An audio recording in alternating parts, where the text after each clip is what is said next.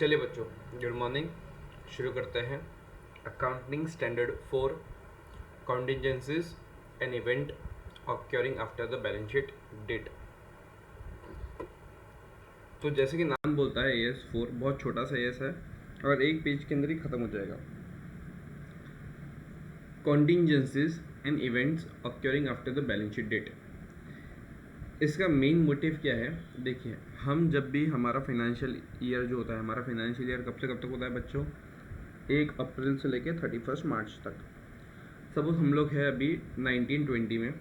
1920 का balance sheet date क्या रहेगा? 31 मार्च 20।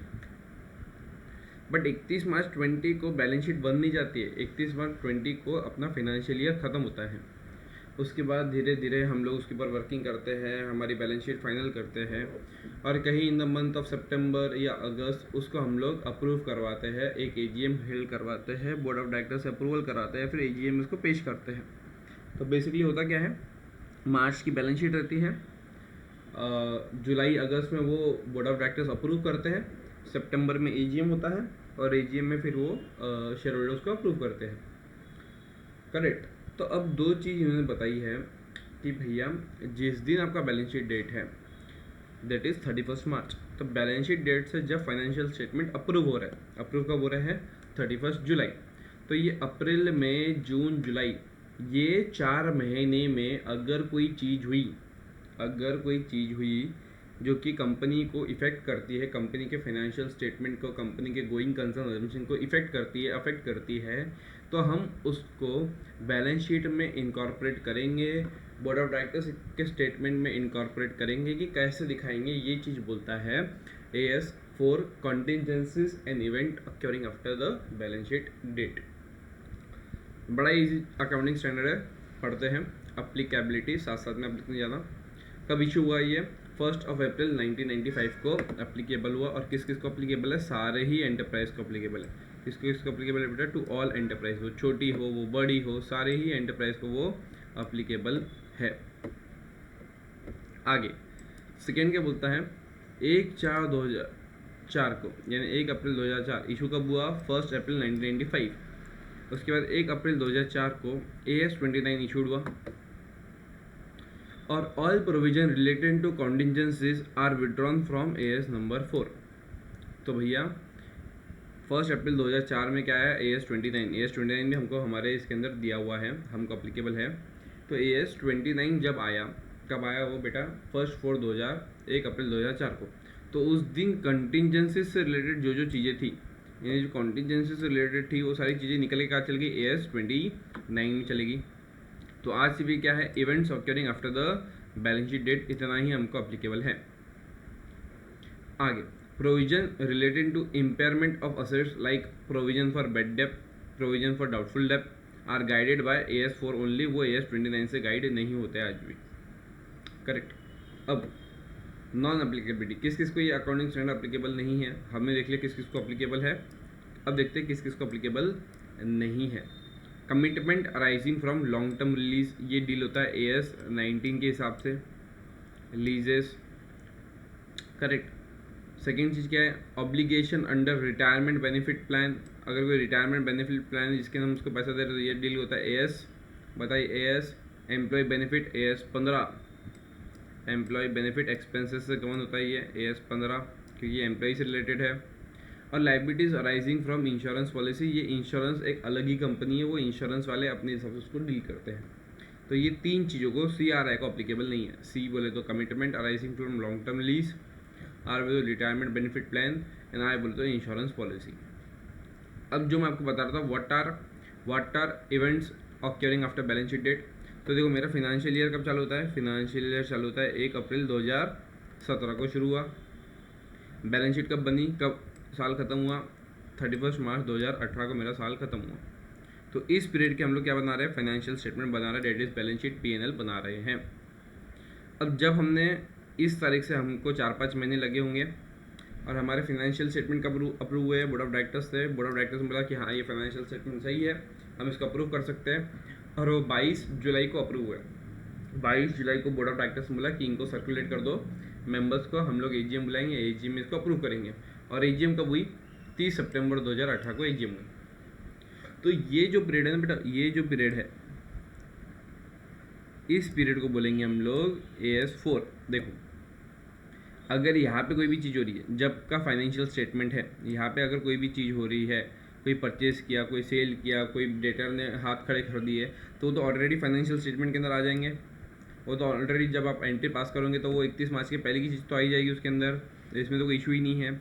इशू कहाँ पे होता है, ये इसको बोलते हैं events occurring after the balance sheet date, और ये डील करता है AS हमारा 4, event occurring after the balance sheet date. Balance sheet date ये है और अप्रूवल कब हो रहा है, इस टाइम पे। तो ये पीरियड में अगर कोई भी चीज़ होएगी उसको हम बोलेंगे event occurring after the balance sheet date, और इसको अप्लीकेबल होता है AS4। अब इसके बाद यहाँ से लेके यहाँ तक अगर कुछ भी चीज़ हो रहा है तो उसको AS4 अप्लीकेबल नहीं होता है। यानी अगर फाइनेंशियल स्टेटमेंट अप्रूव कर दिया तो अप्रूव करने के बाद कोई चेंजेस नहीं होते हैं, करेक्ट। वंस अप्रूव हो गया तो AS4 या कोई भी AS उसका अप्लीकेबल नहीं होता है। अभी देखेंगे दो significant event both favorable and unfavorable that occurs between the balance sheet date and prior to approval of financial statement. Event occurring after balance sheet date, इसका मतलब क्या होता है, इवेंट कोई भी ऐसी चीज़ जो कंपनी के लिए अच्छी हो या कंपनी के लिए बुरी हो, both favourable and unfavourable, that occurs after the balance sheet date, जो बैलेंस शीट डेट के बाद में हो रहा है but before approval of the financial statement. तो दो तरह के इवेंट होते हैं, पहले होते हैं एडजस्टिंग इवेंट, सेकेंड होते हैं नॉन एडजस्टिंग इवेंट। पहले होते हैं एडजस्टिंग इवेंट, दूसरे होते हैं non adjusting event. What are adjusting event, events which provide further evidence of condition existed at the balance sheet date. मतलब एडजस्टिंग इवेंट वो होते हैं जो बैलेंस शीट डेट के दिन खड़े थे, जो बैलेंस शीट डेट के दिन खड़े थे, और उसके बाद कुछ ऐसा इवेंट हुआ जो इसकी पिक्चर को और क्लियर कर रहा है। जैसे फॉर एग्जांपल मेरे ऊपर किसी एक कस्टमर ने, मेरी एक कंपनी है मैगी है सपोज मैगी, तो फरवरी के महीने में मेरे ऊपर किसी कस्टमर ने कोर्ट ऑफ लॉ में केस फाइल किया कि भैया आपकी मैगी की वजह से ये हार्म्स हो रहा है ह्यूमन बॉडी पे, और 1 करोड़ रुपए का क्लेम फाइल किया कोर्ट में। अब 31 मार्च 2018 को, मतलब 31 मार्च को वो चीज़ खड़ी हुई है, 31 मार्च को वो केस फाइल हो चुका है, लेकिन 31 मार्च से लेके जुलाई के बीच में कुछ ऐसी चीज़ हो रही है जिससे हमको मालूम पड़ रहा है वो जो मार्च में हमारी चीज़ खड़ी थी ना, वो हमको पक्का लॉस होने वाला है या पक्का हमको प्रॉफिट होने वाला है, तो उसको बोलेंगे बैलेंस शीट डेट। यानी कोई भी चीज़ जो 31 मार्च को खड़ी थी उसको बोलेंगे एडजस्टिंग इवेंट, और जो चीज़ 31 मार्च को नहीं अप्लीकेबल थी, 31 मार्च को खड़ी नहीं थी, लेकिन बैलेंस शीट अप्रूव करने के पहले, ये चीज़ के पहले, अप्रूवल के पहले वो चीज़ खड़ी हो गई है, वो चीज़ यहाँ पे कहीं तो भी खड़ी हो गई है, उसको बोलेंगे non adjusting event. Events which are indicative of the condition that arose subsequent to the balance sheet date, balance sheet date के बाद में वो चीज़ हुई। अब इसके अंदर 2 पॉइंट है, point number 1 and point number 2। Point number 1 बोलता है assets liabilities as at balance sheet date should be adjusted. अगर कोई चीज़ बैलेंस शीट डेट पे खड़ी हुई है और उसके बाद हमको इन्फॉर्मेशन मिलती है कि हमारे लिए फेवरेबल या अनफेवरेबल है, तो हम उसको क्या करेंगे, हम उसको बैलेंस शीट में एडजस्ट करेंगे।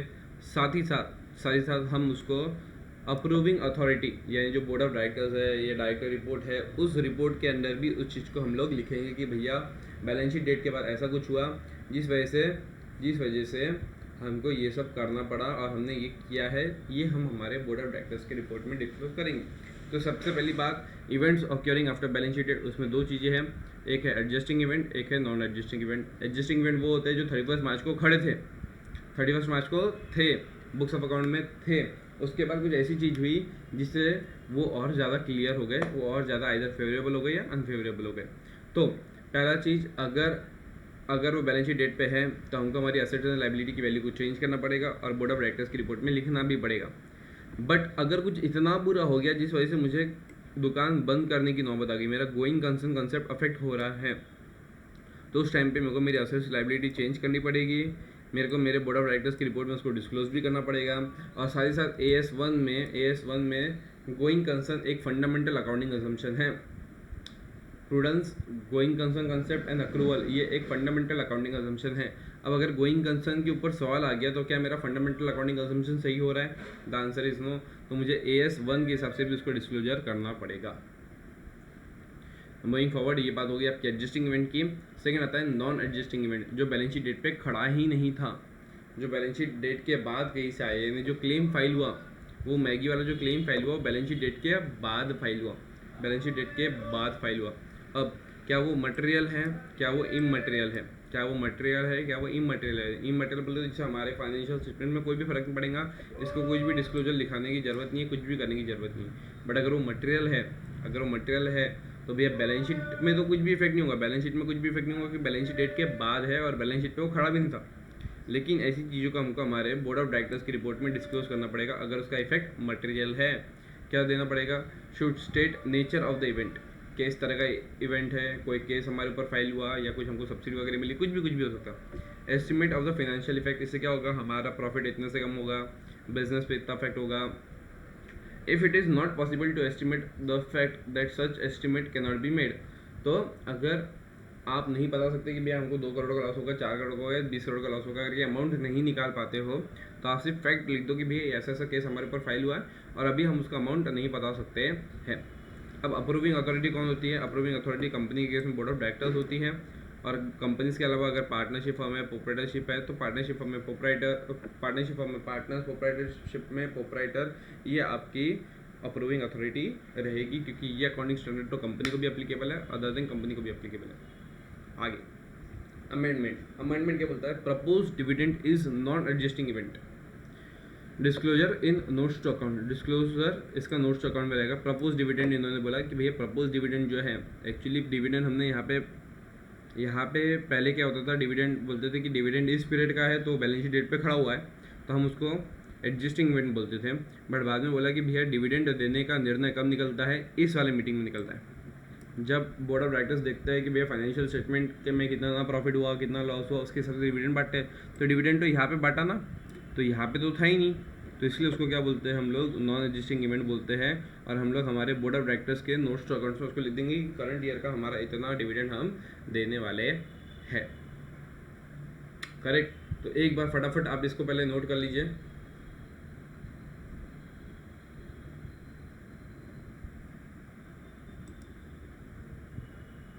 वीडियो को पॉज कर लीजिए 2 मिनट, फिर मैं आपको आगे स्क्रीन दिखाता हूँ।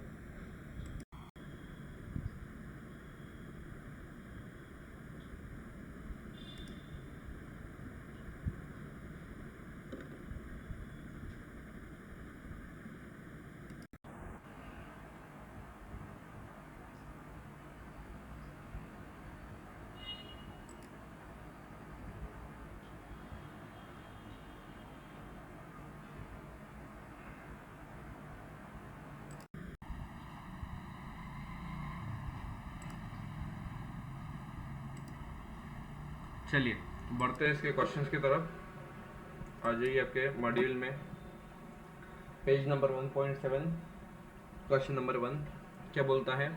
इन X company limited theft of cash of 5 lakhs by the cashier in January 2017 was detected only in May 2017। जनवरी 2017 में 5 लाख की चोरी हुई थी, बट वो चोरी मालूम कब पड़ी? मई में मालूम पड़ी। तो एक बात बताओ, क्या मार्च में चोरी हो चुकी थी? क्या मार्च में चोरी हो चुकी थी? हाँ भैया मार्च में हो चुकी थी, यानी ये इवेंट मार्च में खड़ा था, यानी इस इवेंट को हम क्या बोलेंगे? एडजस्टिंग इवेंट बोलेंगे। तो ये हमारे बुक्स ऑफ अकाउंट में इसका एडजस्टमेंट रिक्वायर्ड जरूरी है। The accounts of the company is not yet approved by the board of directors of the company. Whether theft of cash has to be adjusted in account, yes account में adjust करना पड़ेगा। तो company for the year ended 31 March 2017 decide as per AS4 ये दिया हुआ है, continuous event occurring after the balance sheet date, an event occurring after balance sheet date may require adjustment to the reporting values of assets, liability, expense and income. If fraud of accounting period is detected after balance sheet date but before approval of financial statement, it is necessary to recognize the loss amount to rupees 5 lakhs and adjust the amount accounts of the company for the year ended 31 March 2017। हम लोग cash को 5 लाख से कम कर देंगे और P&L में उसका loss by theft का एक्सपेंस मार देंगे, करना ही पड़ेगा। आगे, an earthquake destroyed a major warehouse of ACO limited on 20 April 2017। The accounting year of the company ended 31 मार्च को बैलेंस शीट फाइनल हो चुकी थी, लेकिन उसका अप्रूवल कब हुआ? 30/6 को, यानी अप्रैल मई जून ये पीरियड के अंदर मई महीने में कुछ ऐसा चीज़ हुआ जिससे अर्थक्वेक हुआ, जिससे हमारा भैया पूरा चीज़ चला गया। The loss of earthquake is estimated 30 lakh रुपया। State with reason whether the loss due to earthquake is an existing or a non-existing event and how the fact of the loss is to be disclosed by the company। तो पहले तो एक बात पता कि earthquake 31 मार्च को खड़ा था, तो 31 मार्च को हमको पता था अर्थक्वेक आने वाला है। The answer is no. तो हम लोग इसको 16-17 के अकाउंटिंग ईयर के फाइनेंशियल स्टेटमेंट में इसको नहीं लिखेंगे, क्योंकि कौन सा इवेंट है, this is non existing event. But इसका डिस्क्लोजर आपको आपको बोर्ड ऑफ डायरेक्टर्स की रिपोर्ट में देना पड़ेगा। इसका डिस्क्लोजर आपको बोर्ड ऑफ डायरेक्टर्स की रिपोर्ट में देना पड़ेगा, क्योंकि ये क्या है, this is an non existing event. आइए नॉन एग्जिस्टिंग इवेंट में क्या मटेरियल इफेक्ट है, 30 लाख रुपये बहुत मटेरियल है। इमटेरियल है तो छोड़ दो, मटेरियल है तो हमको उसको अप्रूविंग अथॉरिटी की रिपोर्ट में डालना पड़ेगा। आइए, the destruction of warehouse due to earthquake did not exist on the balance sheet date, that is 31/3/2017. Therefore, the loss occurred due to earthquake is not recognized in the financial year 16-17। Very good, पता था ये तो भैया। आगे, अगर however there is unusual change affecting the existence or substance of the enterprise after the balance sheet date may be indicated as a reason fundamental accounting assumption going concern concept. अगर going concern concept जो है वो आपका नहीं meet हो रहा है, तो ये जो the fact of earthquake together with the estimated loss of 3 lakh should be disclose in the financial statement of the 16-17। अगर बहुत ही मटेरियल इफेक्ट है, अगर इसका इफेक्ट बहुत ही मटेरियल है, तो फिर भैया अगर वो इवेंट अगर गोइंग कंसर्न को अफेक्ट कर रहा है, तो भैया आपको अपने फाइनेंशियल स्टेटमेंट में उसको डिस्क्लोज करना पड़ेगा। बट आपको प्राइमा फेसी क्या लिखना है आंसर में, प्राइमा फेसी ये लिखना है कि भैया लॉस 31 मार्च को नहीं था, आज की 31 मार्च को नहीं था, तो प्राइमा फेसी तो हम इसको एडजस्ट नहीं करेंगे। बट अगर इसका अर्थक्वेक का इतना बड़ा इम्पैक्ट है कि हमारे गोइंग कंसर्न कंसेप्ट को कि जो अजम्पशन है उसको अफेक्ट कर रहा है, तो फिर हमको 16-17 का फाइनेंशियल्स में इसको डिस्क्लोज करना पड़ेगा। आगे, a company has filed a legal suit against the debtor from whom 15 lakh is recoverable as on 31/3/2017। 15 lakh रुपए रिसीव करने थे हमको। The chance of recovery by law by way of lawsuit are not good as per the legal opinion given by the council in अप्रैल 2017। अप्रैल 2017 में legal council ने बोला कि भैया हम इसे पैसा रिकवर नहीं कर पाए। Can the company provide the full amount of 15 lakh as provision for doubtful debt. हाँ, करना ही पड़ेगा। This is adjusting event. 31 मार्च को पैसा लेना बाकी था, केस फाइल हो चुका था, अप्रैल में मालूम पड़ा कि पैसा नहीं मिलेगा, तो पूरा का पूरा 15 लाख का प्रोविजन आपको फाइनेंशियल ईयर में फाइनेंशियल स्टेटमेंट में करना पड़ेगा।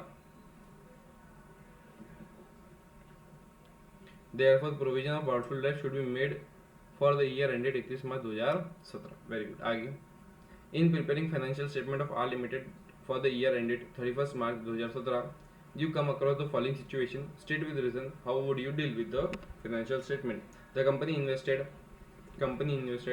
10 lakh रुपया in April before approval of financial statement of the board of directors in acquisition of another company doing similar business, the negotiation for which had started during the year।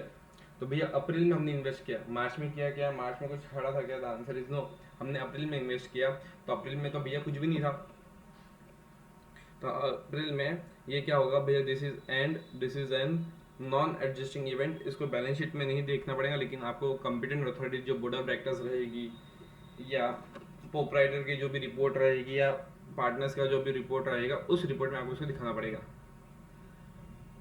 क्या बोला हुआ है, however no adjustment to a certain liability is required as event does not affect the determination and amount stated in the financial statement for the year ended 31 March 2017। यानी this is a non existing event. Financial statement में इसका कुछ भी effect नहीं होगा। The disclosure should be made in report of the approving authority of those events occurring after the balance sheet date that represent material change and commitment affecting the financial position of the enterprise। तो ये चीज़ें कायम में disclose करनी पड़ेगी, ये approving authority board of directors के इसमें डिस्क्लोज करनी पड़ेगी। बट ये चीज़ फाइनेंशियल स्टेटमेंट में नहीं आएगी, फाइनेंशियल स्टेटमेंट में नहीं आएगी, क्योंकि this are non existing event, और non existing event balance sheet में इफेक्ट नहीं होता है। आगे बढ़ते हैं क्वेश्चन नंबर 5 पे। A company limited closed its accounting year on 31st June 2017 and the accounts for that period were considered and approved by the board of directors on 20 August। 30 जून को हमारा फाइनेंशियल ईयर ख़त्म हुआ। Board of directors ने approve किया 20 अगस्त को। The company engage in laying pipelines for an oil company deep been the earth. हमारा काम क्या था, हम लोग ज़मीन के नीचे, बहुत नीचे जाके कोई एक ऑयल कंपनी के लिए हम लोग पाइपलाइन बिछाने का काम करते हैं। While doing the boring work on 1 September 2017 it had met a rocky surface for which it is expected that extra cost of 80 lakhs हमको इंकर होएगा। 1 सितंबर को क्या हुआ, 1 सितंबर को भैया अंदर बहुत बड़ा पहाड़ या पत्थर आ गया था और हमको मालूम पड़ा कि भैया हमको 80 लाख रुपया और लगने पड़ेंगे।